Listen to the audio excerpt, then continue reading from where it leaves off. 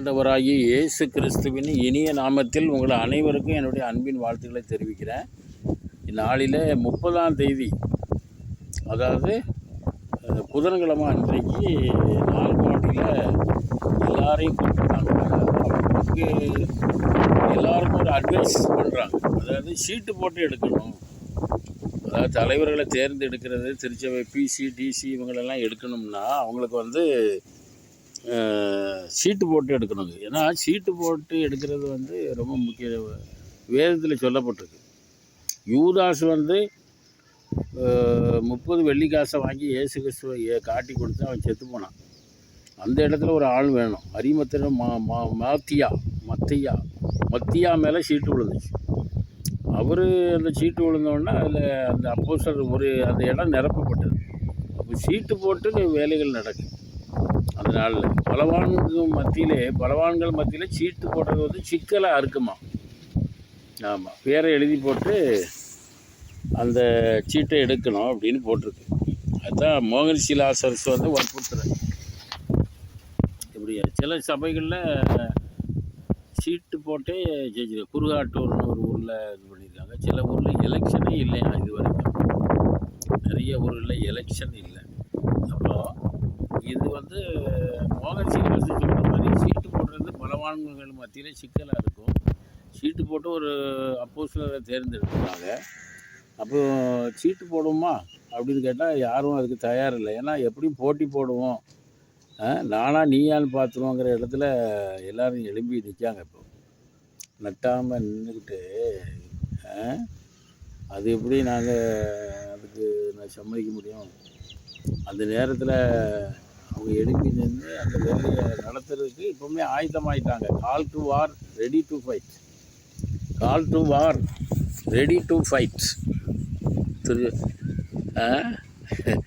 அவ்வளோ பேருக்கும் ஒரு ஃப்ளஷில் ஒரு இதில் ஏற்றி விட்டுட்டாங்க. அவ்வளோ பேரும் இப்போ தேர்தல் சொல்லி இப்போ ரெடி ஆகிட்டாங்க. இந்த தேர்தலில் ஏன் இப்படி வெறி கொண்டு அலைகிறாங்க அப்படின்னா, 7.5 லட்சம் கோடி ப்ராப்பர்ட்டி இருக்குது நம்ம தென்னிந்திய திருச்சபையில். 7.5 லட்சம் கோடி. அதில் பலரும் பல பணிகளில் இருக்கிறாங்க. அவங்களுக்கு அது நல்லா வாழ்க்கை தரம் உயர்ந்துருக்கு. அதனால் அது முன்னால் நிறையவருக்கு தெரியாது. ஒரு சாரார் அதில் இருந்து அந்த இதை அனுபவிச்சுட்டு இருந்தாங்க. அவங்க தான் பிள்ளைகளை ஐயர் ஆக்குவாங்க, வாத்தியார் ஆக்குவாங்க, மனைவியை டீச்சர் ஆக்குவாங்க. அப்படியே ஆக்கி அப்படி நல்ல வாழ்க்கை தரம் உயர்ந்திருக்கு. தட்டுப்பாடு இல்லாமல் வாழ்கிறதுக்குள்ள வழிகள் கிடைச்சிருக்கு. ஒரு ஐயர் தான் மகனை வாத்தியார் ஆக்குவார், அல்லதுன்னா குறுக்குவ செயலாளரை சொல்லி ஐயர் ஆக்கிடுவார். இவங்கெல்லாம் அழைப்பு பெறாமல் உள்ளே உட்காந்துக்கிட்டு நேரத்தையும் காலத்தையும் வீணாக போக்கி இந்த சட்டையை இழுத்து 2 பார்ட்டி ஆகுது.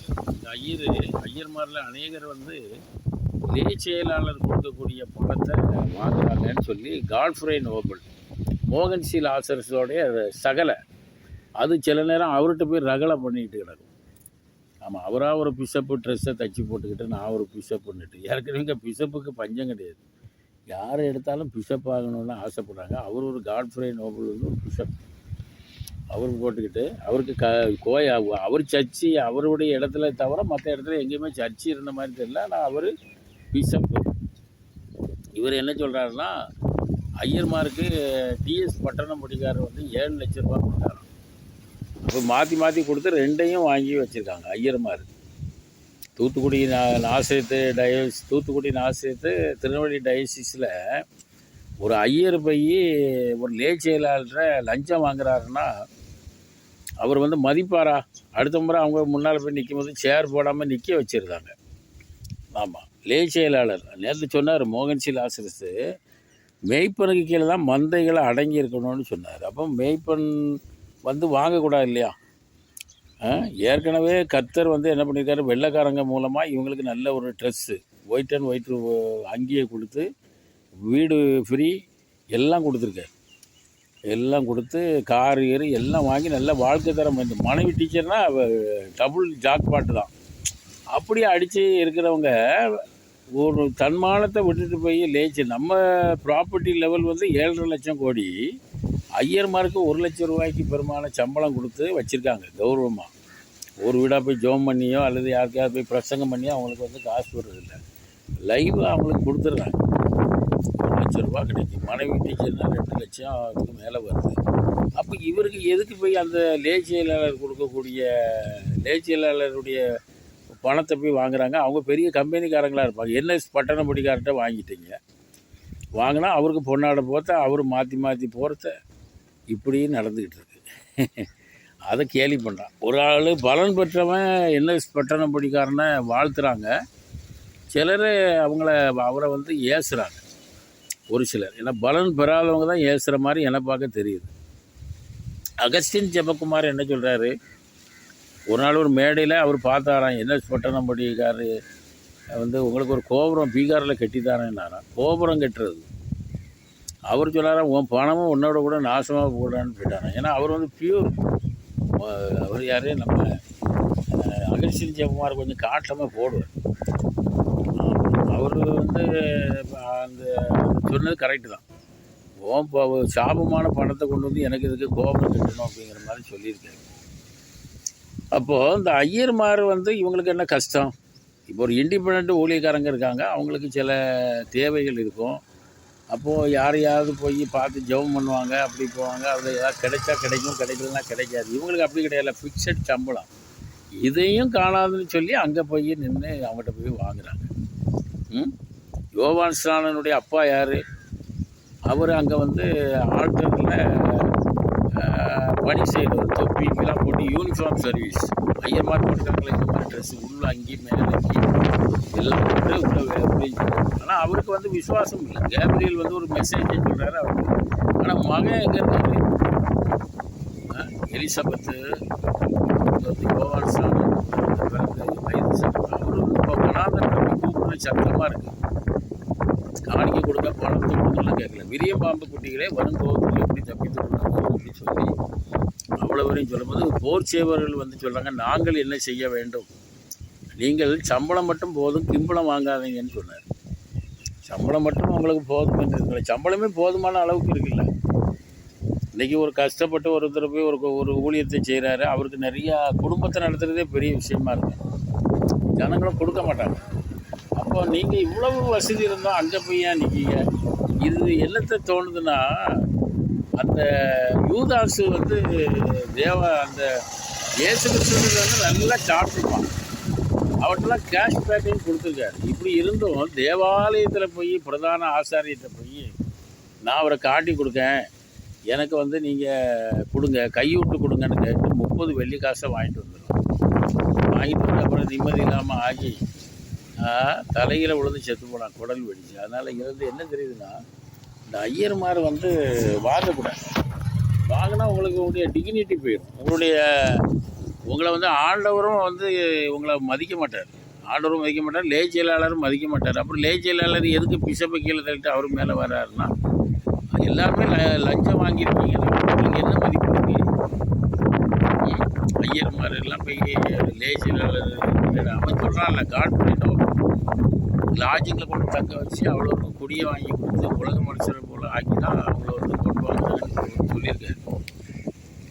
அப்போது ஒரு தேவனுடைய மனிதன் போய் அங்கே போய் கேட்கலாமா? கேயாசி போய் லஞ்சத்தை வாங்கினார். யார்கிட்ட? நாகமான் கொண்டு வந்திருக்காரு, ஒரு நாட்டுடைய தளபதி. அவர் குஷ்டரோகம் நீங்கிறக்காக கொண்டு வந்தார். அவர் பின்னாலே போய் இவனும் போய் வாங்கிட்டு வந்துட்டான். நம்ம முதலாளி பிழைக்க தெரியாதவர் அப்படி இல்லாமல் கேஆசி மாதிரி போய் வாங்கிட்டு அலையாங்க ஐயர்மார். நீங்கள் யார்? ஆண்டவரால் தெரிஞ்சிருக்கக்கூடிய பொருட்கள் அப்படின்னா நீங்கள் என்ன பண்ணணும்? அவங்ககிட்ட வாங்க போய் தான் அவங்கள்ட்ட கொடுக்க மாட்டேன். அவன்கிட்ட போய் சாப்பிட்டு அவனுடைய பணத்தை வாங்கிட்டு வரணும்னா அவங்கள சாதாரணமாக இடம் போடுறாங்க. உனக்கு அதான் யோவான் சொல்லும்போது உனக்கு சம்பளமே போதும் என்று இதில் வர அதையும் வாங்கிட்டு வந்து சபைக்குள்ள அவ்வளோ பிசிக்கெலாம் சம்பளம் பணத்தை கொடுத்து சபைக்குள்ள குழப்படியை உண்டாக்கி அந்த தேர்தல் மூலமாக 2 கசப்பு. புள்ள விலையில் ஜெபக்குமார்னு ஒருத்தர் தான். பாசம் உள்ளவர் இயேசு, பாசம் உள்ளவர் இயேசு. அவன் ஊர் ஊராக போய் நல்லா பிரிச்சுட்டு வந்து அந்த சர்ச்சுக்கு அது பிள்ளைகளை சர்ச்சுக்கு சிஎஸ்சி சர்ச்சுக்கு எத்தால ஒரு ஒரு ஜெபக்கூடத்தை கட்டுவான். கட்டி அவனும் மனைவியும் அதில் நல்லா இருந்து ஊழியம் செஞ்சாங்க. திடீர்னு அவங்களுக்கு இந்த எலெக்ஷனில் நிற்கணும்னு ஆசை வந்துட்டு, ஆசை வந்த உடனே என் மனைவியை நிறுத்தினான் டிசிக்கு. கடைசியில் அது ஜெயிச்சு இவங்க சந்தோஷமாக கொண்டாடி இருக்கிற நேரத்தில் தோற்றவங்க நரம்பு தளர்ச்சிக்காரங்க மாதிரி வந்து ஒரு கீழே விழுந்து தடுமாறி ஒன்று செத்து மண்டையாக விட்டார். அதனால தீயை வச்சு கொளுத்தி சண்டை போட்டு அவன் அங்கே இல்லாமல் இப்போ நாசத்துக்குள்ளே கிடக்கான். அந்த பார்ட்டிக்காரன் இந்த பார்ட்டிக்காரன் எலெக்ஷனில் ஓட்டுக்கு போய் எனக்கு போடலை உனக்கு போடலை அப்படின்னு சொல்லி அது வேற ஒரு பிரச்சனை. போலீஸ் வந்து நிற்காங்க. எல்லா எலெக்ஷனையும் சர்ச்சுக்குள்ளே வச்சு நடத்தக்கூடாது. நீங்கள் என்ன நடத்தணும்னா பள்ளிக்கூடத்தில் வச்சு நடத்தணும். உலக பிரதானமான தேர்தல், பார்லிமெண்ட் தேர்தல், சட்டசபை தேர்தல் நடக்கிற மாதிரி நீங்கள் என்ன பண்ணணும்னா ஒரு சர்ச்சுக்குள்ளே வச்சு நடத்தக்கூடாது. ஏன்னா அங்கே வந்து நீங்கள் அநீதி செய்வீங்க திடீர்னு பணத்தை வாங்கிட்டு. அதனால் நீங்கள் என்ன பண்ணணும், பள்ளிக்கூடத்தில் வச்சு நடக்கணும். அங்கே போலீஸ் பந்தோபஸ்து, இராணுவத்தை கூட போடலாம். எக்ஸ் மிலிட்ரிக்காரங்களெல்லாம் ஒரு கலெக்டர் கேட்டிங்கன்னா அவர் பழைய முன்னாள் இராணுவத்திலெல்லாம் அனுப்புவார். ஏன்னா உலக பிரதானமான தேர்தல் மாதிரி தானே இதுவும் நடந்துகிட்டு இருக்குது. அப்படி இருக்கும்போது உங்களுக்கு எதுக்கு சர்ச்சுக்குள்ளே வச்சு நடத்துகிறீங்க அப்படின்னு காட்ஃப்ரே நோபல் வந்து சொல்கிறார். எல்லாமே நம்ம சொல்கிறது இல்லை, அவங்கவுங்க சொல்கிறது தான். பிரம்பு ஒன்று சொல்கிறாரு, காட்ஃப்ரே நோபல் ஒன்று சொல்கிறார். மோகன்தாஸ் என்ன சொல்கிறாருன்னா சீட்டு போடணுங்கிறத சொல்கிறார். சீட்டு போடுதல் பலவான்கள் மத்தியில் சிக்கலை அறுக்கும்னு போட்டிருக்காரு. அப்போ டிசிக்கு இவ்வளவு, பிசிக்கு இவ்வளவு, ஐயருக்கு இவ்வளவு அப்படின்னு சொல்லி அங்கே ஒரு ரேட்டு இருக்கப்படி தான் உங்களை பணக்காரன் வந்து விலை கொடுத்து வாங்கிடுறான். பெரிய கம்பெனிக்காரன், கார்ப்பரேட் லெவலில் இருக்கக்கூடிய கம்பெனிக்காரன் உங்களை என்ன பண்ணிடலாம், விலை கொடுத்து வாங்கிடலாம். நீங்கள் சொந்த தேசத்துக்கே நீங்கள் துரோகம் பண்ணுற மாதிரி இருக்குது. இயேசுனாருக்கு துரோகம். உங்களுக்கு ஒரு வீடு தந்திருக்காரு, அது பிறகு உங்களுக்கு வந்து எல்லா வசதியும் கொடுத்துருக்காரு. அப்புறம் அங்கேயும் போய் வாங்கிட்டு வந்து அதை வச்சு என்ன செய்ய போறியா? ஊழியத்துக்கு கொடுத்த மாதிரியும் தெரியல. நிறைய ஐயர்மார் ஊழியத்துக்கு கொடுக்க மாட்டாங்க. அப்படியே வந்து யாராவது வந்து உட்கார்ந்தா அவங்கள பேச விட்டு கேட்டுக்கிட்டு ஒரு மாதிரி அலட்சியமாக அப்படி ஒரு மாதிரிலாம் பண்ணி அப்படி நான் பிஷப்பை பார்க்க போகிறேன்ட்டு அப்படி விழுந்தடிச்சு ஓடிடுது. வர்ணமை ஏதாவது 7 எழுத்துடக்கூடாது அப்படின்னு உட்காந்து பேச மாட்டாங்க. ஒரு ஊழியத்துக்கு கேட்டால் தரமாட்டாங்க. பிஷப்பு தருவாரா, ஐயர் தருவாரா, ஒருத்தர் தரமாட்டாங்க. அவங்க வந்து அதிலே உட்காந்து நேரத்தையும் காலத்தையும் போக்கி தேவ சித்தமும் செய்யாமல் அப்படியே நேரத்தை போக்கி ஒரு ஆர்டர் ஆஃப் சர்வீஸ் வச்சு அதில் வந்து செய்யத்தக்க வேலை செய்யாமல் செய்யத்தகாத வேலை செய்து வந்தோம், ஆகையால் எங்களுக்கு சுகமில்லை. இதே சொல்லிட்டு செய்யத்தக்கவைகளை செய்யணும்ல, செய்யத்தகாதவைகளை செய்து வந்தோம், ஆகையால் எங்களுக்கு சுகமில்லை. ஏன்னா செய்யத்தக்கவைகள் என்ன, ஒரு வேனை பிடிச்சிட்டு போய் நல்ல ஒரு ஒரு ஆலயம் இருக்குன்னா அந்த ஆலயத்துலேருந்து போய் அவ்வளோ நினச்சினா சுவிசேஷம் அறிவிக்கணும். அவரைத்தானே அறிவிக்கணும். அவர் திருச்சபை வந்து யார் இயேசு கிறிஸ்துவுள்ளது, அதை வந்து தன்னுடைய சொந்த வியாபார ஸ்தலம் மாதிரி ஆகுறான். அதனால தான் லேச்சியெல்லாம் மதிக்க மாட்டேங்கிறார். அப்புறம் ஐயர் பிஷப்பு வந்து யார், இங்கேருந்து ஐயராகி போனவங்க தான் அங்கே பிஷப்பு. அப்போ இப்படிப்பட்டவங்கெல்லாம் இருக்கும்போது அந்த பணக்காரன் என்ன பண்ணிடுவான், விலை கொடுத்து வாங்குறான். அந்த கம்பெனிக்கார அவனுங்களை உள்ளே கொண்டு வர்றது யார், நீங்கள் வீட்டுக்குள்ளே கூட்டிகிட்டு வந்து யானைக்கு வீட்டை காட்டி கொடுத்த மாதிரி கொடுத்துருக்கீங்க. அவங்க உள்ளே வந்து அவங்க வியாபாரம் தொழில் நிறுவனங்கள் நடத்துறதுக்கு இதுலேருந்து எடுக்கலாமான்னு அவங்க திட்டம் போடுவாங்கல்ல. அதாவது புளிய மரத்தை குத்தகைக்கு எடுக்காம ஒருத்தன் புளிய மரத்தை உழுப்பாமல் இருப்பானா? அப்போ உங்களுக்கு இவ்வளோ கொடுக்கானா அப்போ அவன் எடுப்பான்ல. என்னையா பண்ணிகிட்ருக்கிய நீங்கள் வந்து. அதனால தான் ஆண்டவர் இன்றைக்கி நிறைய சபைகளை எழுப்பியிருக்கார். பெந்தேகோஸ்து சபை இருக்குது, ஏஜி சபை இருக்குது, அப்படின்னு நிறையா நடக்கும். உங்களில் உத்தமர்கள் இன்னார் என்று விளங்க பண்ணும்படி உங்களுக்குள்ளே பிரிவினை உண்டாயிருக்க வேண்டியது, மார்க்க பேதங்கள் உண்டாயிருக்க வேண்டியது. நீங்கள் இப்படி ஒரு எலெக்ஷன் வைக்க போய் தான் உங்கள்கிட்ட இருந்து அங்கே பழி பாவங்கள் ஒரே கரப்ஷன் அப்படி சண்டை நடக்க போய் தான் நிறைய பேர் அடுத்த சபைகளுக்கு ஓடிடுறாங்க. அப்புறம் மிஷனரிகளால் உண்டாக்கப்பட்ட சபை, இரத்த சிந்தின சபை, தடிக்கம்பு தாவீது சுந்தரனார் உள்ள சபை, கோரிந்தா சபை, சொல்கிறதெல்லாம் கரெக்டாக தான் இருக்குது. நீங்கள் வந்து சரியாக இல்லைனால தான் வெகு அநேகர் இந்த சபையிலேருந்து வெளியே போய் அடுத்தடுத்த சபைக்கு போகிறாங்க. பக்கத்தில் கிடையை போட்டு ஏன் எடுத்துகிறாங்க அவ்வளோத்தையும். உங்கள் ஆத்துமாக்களை பூரா அவங்க கொண்டு போய் அவங்க சபையில் கொண்டு வச்சுருக்காங்க. நீங்கள் இப்படி கிடந்து சண்டை போட்டுக்கிட்டு இன்றைக்கி எலெக்ஷன் இருக்கிற போலீஸ் இல்லாமல் ஒரு தேர்தலை நடத்த முடியுமா? அன்றைக்கி ஒருத்தர் ஜெபம் பண்ணுறாரு பெரிய அளவில். அங்கங்கே தேவதூதரை கொண்டு வந்து நிறுத்தணும். அவங்க தேவனை துணிச்சிக்கிட்டு ஆராய்ச்சிக்கிட்டு அங்கே இருக்காங்க. அவங்கள கொண்டு வந்து உங்கள் சில்லறத்தனமான தேர்தலில் கொண்டு விட்டு அவங்க யாராவது கொஞ்சம் பேர் பிடுங்கிச்சுன்னா தேவதூதா உங்கள் ரெக்கையை வச்சு கொஞ்சம் அப்படி காற்று வீசுன்னு சொல்லுவீங்க. அவங்களையும் நீங்கள் கேவலப்படுத்துவீங்க. அவன் சொல்லுவான், நான் தேவ சமூகத்திலேருந்து இருக்கிறவன், தேவனை திருச்சியிருக்கேன். ஒன்றா நீ உண்மையான தேவனுடைய பிள்ளையாக இருந்தீங்கன்னா உன்னை காக்கும்படி கர்த்தர் தமக்கு பயந்தவர்களை சொல்ல தம்முடைய தூதரை அனுப்பி பாளையம் இறங்கி விடுவிக்கிறார். அப்போ உன்வழிலாம் உன்னை காக்கும்படி தம்முடைய தூதர்களுக்கு கட்டளை கொடுப்பார். நீங்கள் தூதர்கள் இல்லாமல் போலீஸை தானே கூப்பிட்றீங்க. தூதர்கள் எப்படி வருவாங்க? போலீஸை கூப்பிட்டா தூதர்கள் எப்படி வருவாங்க? போலீஸ் உள்ளே நிற்காங்க. நீங்கள் அவங்க முன்னால் சண்டை போட்டு கேவலப்படுத்தி புறஜாதிகள் மத்தியில் கேவலப்படுத்துறீங்க. பொன்பாண்டியும் கிடந்து கதறத்தான் செய்கிறார். புதியம்புத்தூர் பொன்பாண்டி திருமண்டல உவாச ஜபம் அவர் தானே நடத்துகிறாரு. அதில் திருமண்டல உவாச ஜபம் வச்சு திருமண்டலத்துக்கு ஒரு நல்லதை கொடுக்கணும்னு சொன்னால் ஐயர்மாரே வரமாட்டேங்காங்க. 5-3 ஐயர் தான் இருக்காங்க. 125 ஐயர் இருக்காங்களாம். அதில் நிறைய பேர் வரமாட்டாங்க. திருமண்டல உவாச ஜபம் அழுதாங்க, ஜெபிக்காங்க, அவ்வளோதான். அதை வந்து மதிக்கிறதே இல்லை. கூட்டம் கூட சொல்லுங்கள், பணம் கொடுக்குறான்னா அங்கே அவ்வளோ போய் நிற்கும். கலெக்டர் ஆஃபீஸ் முன்னால் போய் நிற்கும். அதனால் ஐயர்மார் லஞ்சம் வாங்கக்கூடாது. யோகானுஷ்டானம் சொன்ன மாதிரி உங்களுக்கு இருக்கிற சம்பளமே போதும் என்றது. யார்ட்டையும் வாங்கலைன்னா கெத்தாக போகலாம் இல்லையா? காலர் அப்படி தூக்கி விட்டுட்டு நீங்கள் வாங்க போய் தானே இந்த குழப்பம். அப்புறம் பிசி டிசி, அப்புறம் ஐயரை வந்து பிசி என்ன சொல்கிறாரு, அவன் பேசுகிறாரு. ஏன்னா அந்த அளவுக்கு இவர் கரப்டர்னு அவனுக்கு தெரிஞ்சால் அவரு கரப்டர்னா இவங்க மதிக்கிறது. இப்படிதான் பரிசுத்த ஆவி எப்படி இந்த சபைக்குள்ளே கிரியை செய்வார்? பரிசுத்த ஆவியானவருக்கு இடம் கொடாமல் சபைக்குள்ளே நீங்களே போய் உள்ளே போய் உட்காந்துட்டு உங்களுடைய ஆலயத்தில் உங்களுடைய சத்துக்கள் தங்களுடைய கொடிகளை அடையாளங்களாக நாட்டுகிறார்கள். இப்போ திருநெல்வேலியில் டிஎஸ் பட்டணமுடிக்காரர் வந்து அந்த சர்ச்சுக்குள்ளே அவர் ஃபுல்லாக ஆக்குபை பண்ணுறார். அவர் தான் அவருக்கு பொன்னாட போத்துறாங்க. பணக்காரன் அப்படின்னா அவர் என்ன தொழில் செய்யணும், சாராயம் அடித்தாலும் பீடியை வச்சாருன்னா என்ன வச்சாருன்னா அப்படிங்கிற லெவலுக்கு வந்து அப்போ உங்களுக்கு மனசாட்சி இருக்கா? அது பிறகு அங்கே வந்து ஒருத்தர் மணிமார்க் பீடி கம்பெனிக்காரன்னு ஒருத்தர் இருந்தார். மணிமார்க் பீடி அது எல்லா இடங்களிலும் வேனை கொண்டு கவி சுக்லா ராம்செட் பீடி கம்பெனி மாதிரி எல்லா ஊருக்கும் வேன்லாம் போகும்.